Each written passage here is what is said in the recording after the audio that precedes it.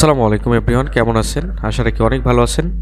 আজকে আমরা একটু প্যারাগ্রাফ আসলে 2025 সালে যারা এইচএসসি পরীক্ষার্থী আছেন তার যে প্যারাগ্রাফগুলো সবথেকে ইম্পর্টেন্ট সেই বিষয়গুলো চলুন একটু এক নজরে দেখে নেওয়া যাক।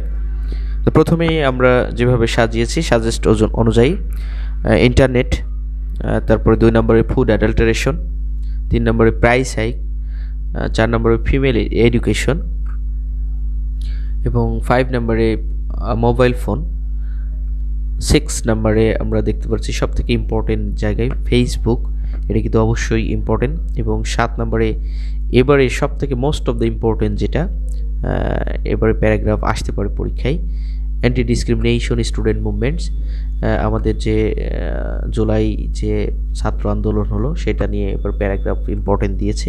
তো 2025 সালে কিন্তু এই প্যারাগ্রাফটা আসার মতো এবং আপনারা অবশ্যই একটু ভালোভাবে এটা পড়তে পারেন। City life and village life, তারপরে 9 নম্বরে টেকনিক্যাল এডুকেশন, তারপরে অ্যান্ড জেনারেল এডুকেশন। 9 নম্বরে কিন্তু এটাও কিন্তু অনেক important, technical education and general education. এই দুইটা মানে একটাই প্যারাগ্রাফ কিন্তু দুইটা নাম, এটা কিন্তু অনেক ইম্পর্টেন্ট। 10 নম্বরে যেটা অ্যান আইডিয়াল স্টুডেন্ট অবশ্যই, এবং 11 নম্বরে ড্রাগ অ্যাডিকশন, অবশ্যই এটা ভালোভাবে দেখবেন।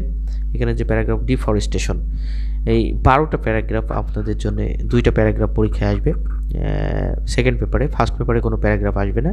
তো অবশ্যই 12টা প্যারাগ্রাফ আপনারা কাভার করবেন, ফ্রি হ্যান্ডে লেখা ট্রাই করবেন, মুখস্থা জিনিসটা না করে ফ্রি হ্যান্ড করার উপরেই প্যারাগ্রাফগুলো দেখার ট্রাই করবেন এবং বিশেষ করে বাংলাগুলো একটু দেখার ট্রাই করবেন বেশি। যে প্যারাগ্রাফটা পড়বেন সেটা একটু বাংলাটা বেশি পড়বেন, তাহলে আপনাদের জন্য অনেক সহজ হবে এবং পরীক্ষায় আনসারও করতে পারবেন, সব বিষয়ে ধারণাও রাখতে পারবেন এবং পরীক্ষায় এটা মনেও থাকবে। তা আজকে এ পর্যন্তই, আগামী ক্লাসে দেখা হবে অন্য কোনো সাজেশন নিয়ে এবং এবারে ইম্পর্টেন্ট যেগুলো 25 সালের জন্য সেগুলো অ্যাপ্লিকেশন অথবা গ্রাফ চার্ট, স্টোরি এগুলো নিয়েও কথা বলবো। তা আজ এ পর্যন্ত, সবাই ভালো থাকবেন, সুস্থ থাকবেন। প্যারাগ্রাফগুলো অবশ্যই বাসায় বারবার করে প্র্যাকটিস করবেন, পরীক্ষায় কমন পাবেন ইনশাল্লাহ।